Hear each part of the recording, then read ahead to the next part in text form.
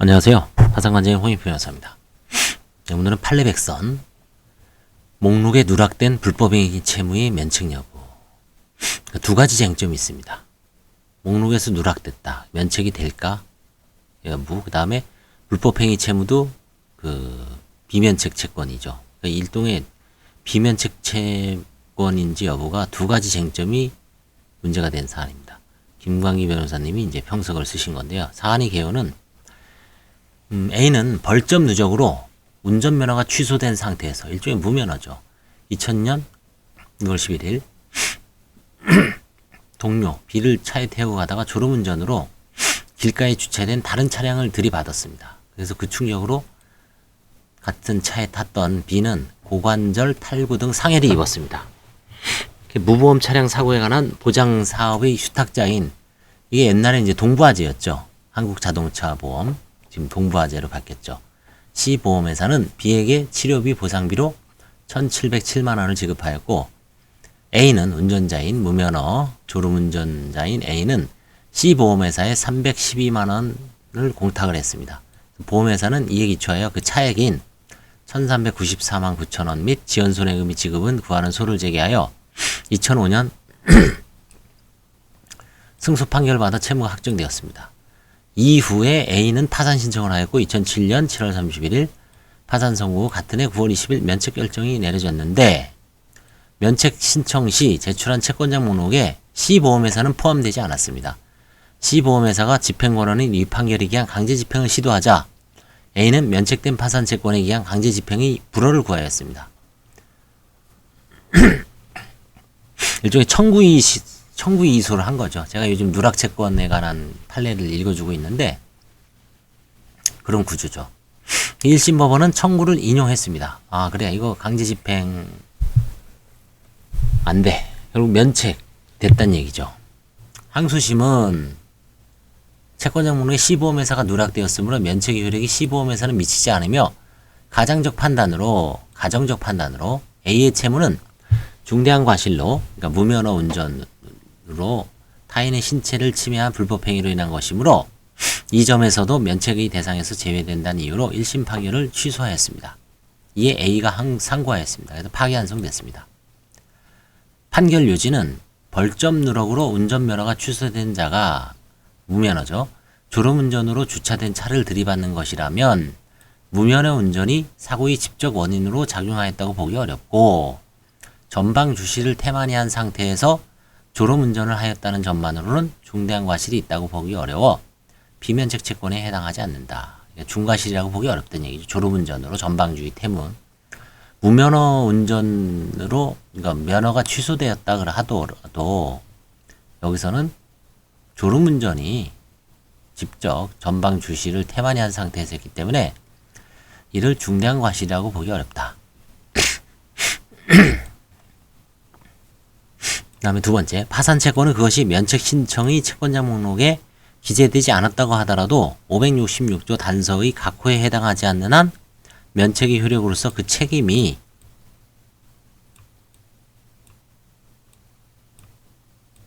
면제되죠. 면제됩니다.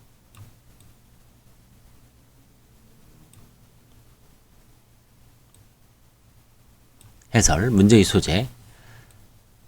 파산 절차의 규범을 위반하지 않는 채무자에게 권리로서 주어지는 면책, 권리 면책이죠. 주로 계약에 의해서 발생한 채권의 이행을 법적으로 강제하지 못하게 함으로써 채무자를 보호해주죠.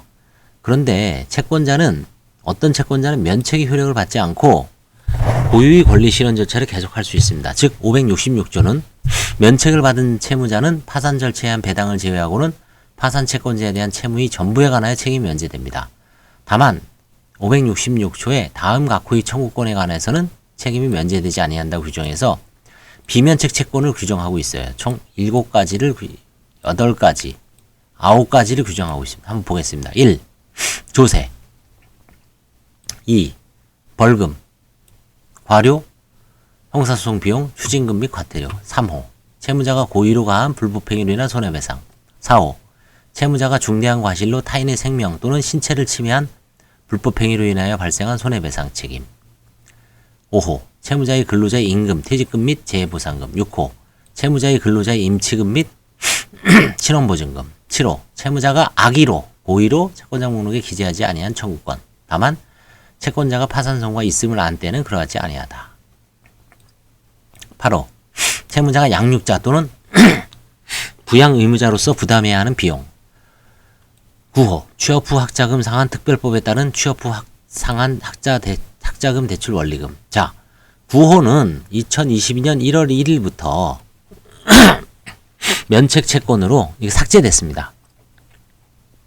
법이 개정돼서 이제는 9호는 비면책이 아니라 면책 채권입니다.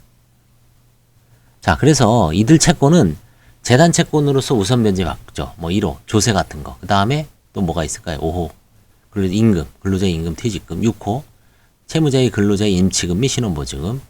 8호 양육자 또는 부양의무자. 이건 재단 채권으로서 우선 면제받거나 파산 절차에서 배당을 받은 외에도 면책 결정 이후의 민사 절차를 통하여 강제될 수 있다는 특권을 준 것이 위 조항의 취지입니다. 이런 예외 사유가 해당하는 것으로 인정될 경우 채권은 이전보다 훨씬 더 강력한 보호를 받을 수 있죠. 채무자의 이행을 주저하게 되는 다른 채무 부담이 사라지기 때문이죠. 그렇죠. 다른 거를 싹 제거해주고 이거 하나만 딱 남으니까 얼마나 채권 이행이 면책도 안 되니까 강력하게 보호를 해주는 거죠. 경쟁 채권자들 다 제거해주니까. 대부분 불법행위 채권과 같이 계약에 의해 발생한 것이 아니어서, 그죠? 불법행위는 뭡니까? 당사자의 계약이 아니죠. 가해자가 피해자를 가해하는 어떤 불법행위로 인해서 채무의 발생 원인은 크게 채권법에 의하면 계약이 있고요. 그 다음에 불법행위가 있고 사무관리 부당이득 이 네 가지가 있습니다. 그래서 대부분 불법행위 채권과 같이 계약에 의하여 발생한 것이 아니어서 채권자의 실권을 강요하는 것이 적당하지 않죠.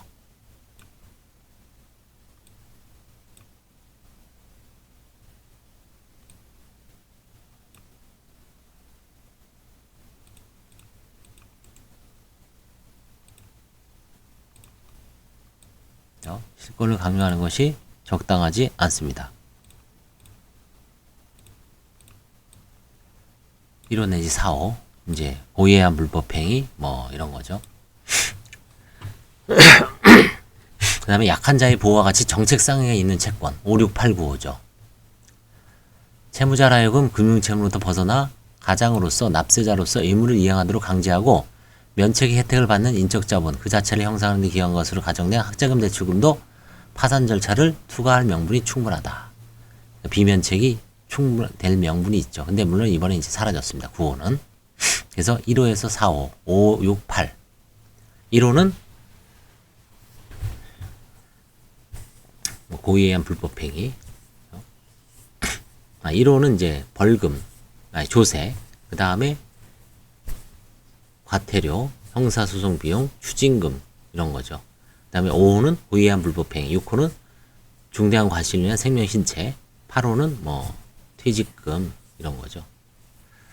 자, 그래서 중과실에 의한 발생한 채권으로 보겠습니다. 법률 행위에 의해 발생한 채권은 그 발생 여부에 대한 채권자의 통제권이 있죠. 파산 절차로 채권의 효력을 잃을 가능성을 부과할 수 있습니다. 일종의 경제 규제이죠. 왜냐면 채권은 내가 저 사람한테 돈을 빌려주냐 안 빌려주냐는 채권자가 통제권이 있죠. 그래서 뭐 신용평가를 대여금이 가장 일반적이죠. 능력 없는 자에게 돈을 빌려줄 때는 띠킬 각오도 하는 거죠. 효력을 가능성이 있습니다. 채권의 효력을. 일종의 규제죠. 그러나 그것은 사무관리나 부당이득에 관해도 마찬가지죠. 공경에 처한 사람을 못 본 채 하는 선택도 자유로울 것이며 허가 없는 무상 사용에 대해 부당이득 반환을 구한 것도 채권자의 의사에 달려있죠. 그러나 불법행위의 경우에는 어떻습니까? 채권자의 선택에 대한 요소가 희박하죠. 내가 불법행위를 당하고 싶어서 당하는 사람은 없죠. 예를 들어 보통 사람이 아파트 위층에서 떨어지는 사람을 미리 예상하여 피하거나 신호를 무시하고 횡단보도와 인도로 돌진하는 차량을 예상하여 방어 행동을 취하며 거리라고 기대할 수는 없죠. 고의 불법행위 경우에도 채권자가 채무자의 파산 절차에 참가하는 권리를 제한하게 되면 불법행위를 장려하는 결과가 되죠. 뭐 내가 누구 때려도 면책되는데 마음대로 행동하죠. 무법비 첫판치게 되죠. 조심을 하지 않죠. 아니 뭐 어차피 면책되는데 뭐 그쵸? 따라서 이 경우에는 면책이 범위에서 제어하는 것이 정책적 의의가 명확하죠. 잘못된 행동을 하는 놈은 잘못된 행동을 하는 인간은 평생 그 책임에서 벗어나지 않게 하는 거죠. 일종의 불법 행위가 사기친 사람, 남 때린 사람, 그렇죠? 다만 과실에 의해 실수로 과실에 의하여 발생한 불법 행위 채무인 경우에는 채무자나 채권자의 심리적 요소에 면책 여부의 기준을 두는 것이 모호하고 결국 어디까지 면책을 인정할 것인가는 정책상 문제로 귀결되죠. 과실에는 경과실과 중과실이 있습니다. 채무자회생법이 제정되기 전에 구파산법은 파산자가 악의로 가한 불법 행위로 인한 손해배상만을 규정하였으나 채무자회생법 566조 4호는 채무자가 중대한 과실로 타인의 생명 또는 신체를 침해한 불법 행위로 인하여 발생한 손해배상을 추가하여 인적 손해에 대하여는 고의뿐만 아니라 중과실로 인한 경우도 면책 대상에서 제외했는데 무면허 운전이 과연 중과실이냐 아니냐 이게 쟁점이 됐습니다. 누락채권 한편 7호에서 비면책 채권의 하나로 채무자가 악의로 채권장 목록에 기재하지 않은 청구권을 규정하고 단서로서 채권자가 파산 선고가 있음을 안 때에는 그러하지 아니하다라고 예외를 규정하고 있었습니다. 채권의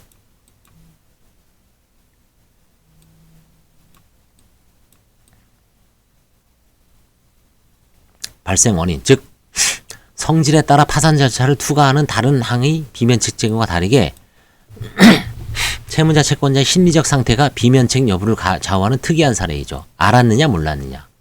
대상 판결은 채권장 목록에 기재되지 않았음 이유로 면책의 항변을 배척한 원심의 조처가 적정한지를 따졌죠. 대상 판결이 놓은 거. 중과실.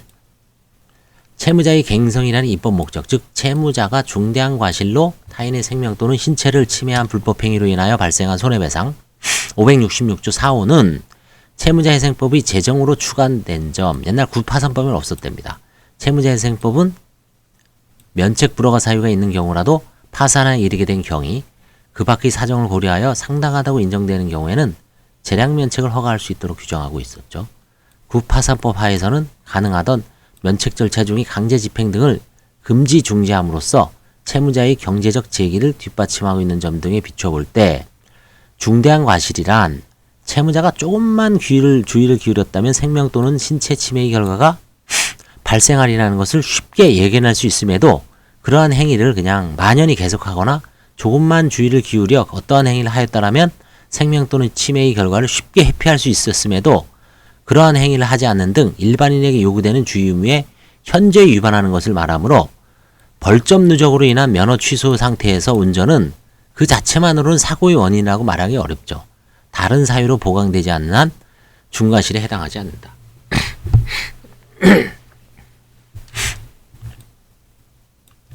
누락채권을 보겠습니다. 566조에 면책을 받은 채무자는 파산 절차에 의한 배당을 제외하고는 파산 채권자에 대한 채무의 전부에 관하여 책임이 면제되죠. 다만 다음 각호의 청구권에 관해서는 책임이 면제되지 아니한다고 규정하고 있죠. 1호부터 9호까지 있었습니다. 9호는 이제 삭제됐고요. 1호부터 8호가 있습니다. 파산 채권은 그것이 면책 신청이 채권 정문에 기재되지 않았다고 하더라도 566조 단서의 각호에 해당하지 않는 한 면책의 효력으로서 그 책임이 면제가 되죠.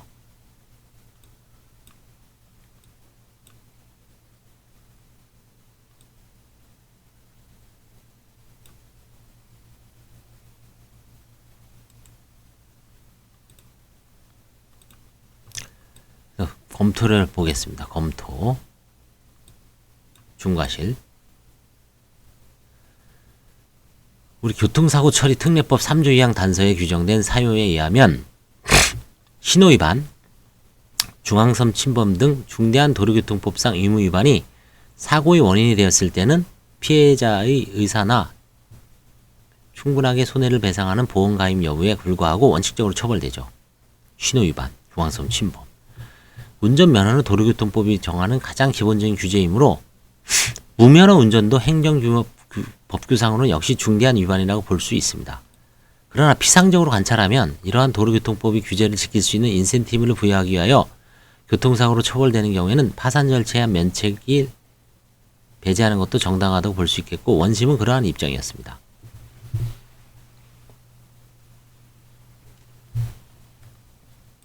대상 판결은 중대한 과실 여부는 형사법의 획일적인 기준에 의할 것이 아니라 채무자의 행위를, 그러니까 1심은 무면허 운전도 중대한 과실로 본 겁니다. 벌점 누적으로 인한 무면허 운전도 운전을 하지 말아야 되는데 운전을 한 측면에서 보면 사고를 일으켰으니까 중대한 과실이다 라고 볼 여지도 있죠. 근데 이제 대법원에서는 중대한 과실 여부는 형사법의 획일적인 기준에 의할 것이 아니라 채무자의 행위를 한번 평가해보자. 굳혀진 상황에서 실제로 중대한 과실이 사고를 일으켰는지를 따라봐야 한다는 법리를 제시하고 벌점 누적에 의한 무면허 운전 그 자체로는 비면책 채권을 구성한 중대한 과실로 인한 인신사고에 해당하지 않음을 예시한 것에 의미가 있습니다. 벌점 누적으로 인한 인신사고. 이것과 비슷하게, 이거 저도 판례 본 것 같은데 대법원은 편도 1차로의 국도를 주행하던 승용차가 눈길에 미끄러지면서 중앙선을 넘어가 반대 차로에서 제설 작업 중이던 피해자를 충격하여 사망에 이르게 한 사안에 대하여도 비면책 채권에 해당하지 않는다는 원심의 판단을 유지한 바 있습니다. 그렇죠? 눈길에 미끄러졌어요. 이것도 중대한 과실로 볼 수는 없죠. 그 다음에 누락된 채권의 구조를 보면 우리나라 566조 7호의 구조를 보면 고의로 기재하지 아니한 채권. 이때 채무자가 고의로 기재하지 않고 채권자가 선의이면 면책이 됩니다. 채무자가 선의이고 채권자가 악이래도 면책이 되죠. 채권자가 악이면은 무조건 면책이고 채권자는 선의인데 채무자가 선의인 경우는 면책이지만 채무자가 악인 경우에는 면책 제외야. 요 한 경우에만 면책이. 채권이 유효하게 존재한다는 청구 원인에 대하여 면책의 항변을 할 수 있고 이에 대해 채무자가 악의로 목록에서 누락하였다는 재항변을 할 수 있으며 다시 채권자가 파산성이 있음을 알았다는 제재항변이 가능하죠. 면책의 항변이 제기된 것에 대해 시보험회사의 채권이 채권자 목록에 기재된 바 없죠. 이를 파산 절차에서 추후 보완했다는 채무자의 주장을 입증할 증거가 없다는 이유로 채무자의 면책 주장을 원심에서는 배척했습니다. 놓지 않았냐. 이거 고의로 안 놓은 거다. 이와 같이 채무자가 악이었는지 채권자가 악이었는지 판단을 받을 기회조차가 부여함이 없었으나 법률을 위반한 것이다. 그렇죠? 그래서 대상 판결은 그 잘못을 지적한 거죠. 채무자가 악이었는지 아니면 선이었는지 그거에 대한 심리를 제대로 하지 않았다. 그래서 파기환송한 겁니다. 실무상으로도 면책 결정의 주문은 채무자를 면책한다고 하지 목록으로 특정하여 채권을 면책한다고 하지는 않죠. 여론 미국 연방파산법 523조 A 9항은 음주운전 또는 약물 복용 상태에서의 운전으로 타인의 생명 또는 신체를 침해한 경우를 비면책 채권으로 하고 있습니다. 그렇죠. 당연하겠죠. 음주운전 혹은 약물운전.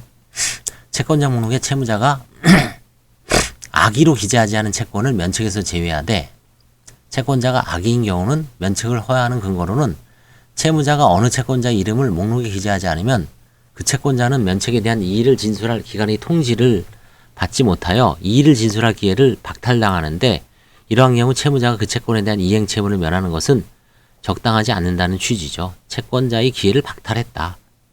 안 알려서. 다만 채권자가 이를 알았던 경우에는 그 기회가 있었으니 면책율이 미치는 것으로 하였다는 것이라고 이제 설명되고 있습니다. 면책을 받지 못하는 상황을 피하기 위하여 파산 채권을 고의로 누락한 채무자에 대한 징벌은 이해할 만하지만 파산 채권자에게 파산 절차를 투과하는 망해의 이득이 생기는 근거는 모호합니다. 게다가 그것이 채권자가 알았는지 몰랐는지에 좌우되는 것은 채무자에 대한 징벌과는 무관하죠. 오히려 불성실한 채무자에 대한 징벌에 관하여 채무자회생법 564조 제1항 3호는 허위 채권자 목록을 제출한 경우에 면책 불허가 사유로 규정하고 560 제1항은 부정한 방법을 한 면책 취소를 할 수 있게 규정하고 있죠.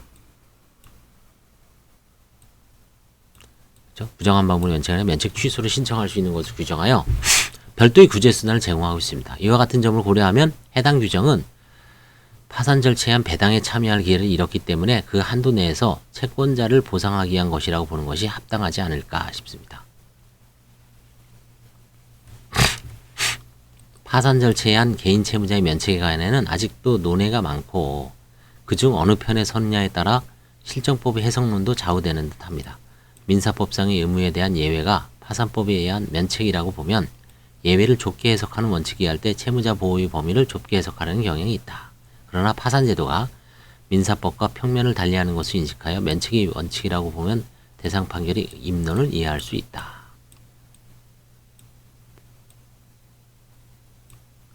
여기 보시면 캐나다 파산법은 채권자가 채무자의 파산 절차를 알고 있었음에도 파산 채권자를 신고하지 않아서 자신의 권리를 상실한 경우를 제외하고는 파산관제인이 인식하지 못한 채권에 대하여 응당 배당되었어야 할 금액에 대하여 비면책 채권으로 규정하고 있습니다.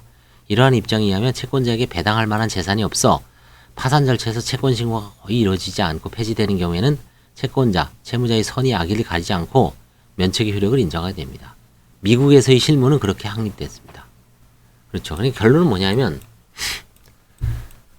채권자에게 알리지 않아서 채권자가 배당을 받지 못한 경우, 그렇죠? 신고를 못해서 배당을 받지 못한 경우에는 비면책을 하는 게 맞고, 근데 돈을 나눠줄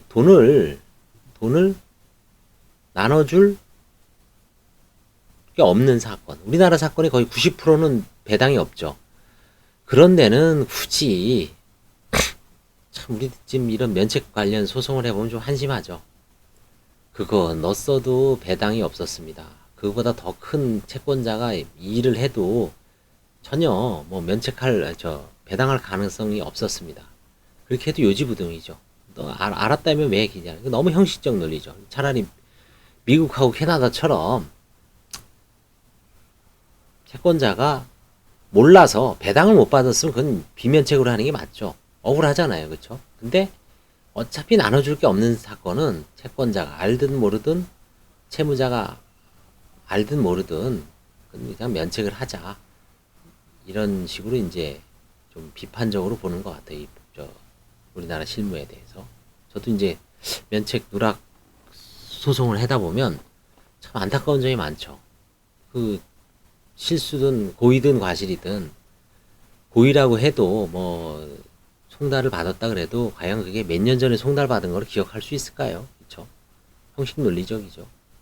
의제자백은 봐주고 공시송달은 의제자백은 안 걸로 보고 공시송달은 송달을 못 받았으니까 모르는 걸로 봐야 될까요? 그렇죠? 결론은 이 미국 각주처럼 배당할 기회를 상실했으면 칼같이 비면책을 하고,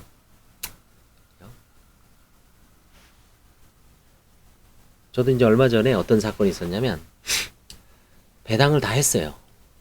배당을 다 했는데 채무자가 그 바디프렌드 있죠? 바디프렌드 그 안마의자, 안마 침대, 그 안마기를 안마기 채권이 있었습니다. 한 뭐 100몇만 원. 근데 그거를 누락한 거예요. 채권자 목록에서. 그러니까 이미 배당은 다 끝났습니다. 그러니까 걔네들은 배당을 못 받았죠. 뭐 돈은 크진 않지만 몇만 원? 못 받았을 거예요. 그럴 때는 어떻게 하냐면 일단은 채권자 목록에 새로 넣어라. 새로 넣어라. 그래서 이제 그 바디프렌드에 대한 이의 신청을 뭐 했지만 일단 목록에 넣었어요. 그리고 나서 이제 걔네가 뭐 저희는 얘네가 알려줘서 면책을 못 받았습니다. 배당을 못 받았습니다라고 하면 우리나라에서는 그게 이제 지금 발견됐기 때문에 면책을 해주죠. 근데 이 미국과 이런 캐나다의 논리에 의하면 배당 받는 순간에 너가 뭐 알든 모르든 빼서 얘네가 배당을 못 받았으니까 걔네들은 그거는 비면책으로 하자. 이게 좀 합리적인 것 같아요. 그렇죠? 배당 여부에 따라서 좌우하는 게 맞지 않을까 싶습니다. 그게 감사합니다.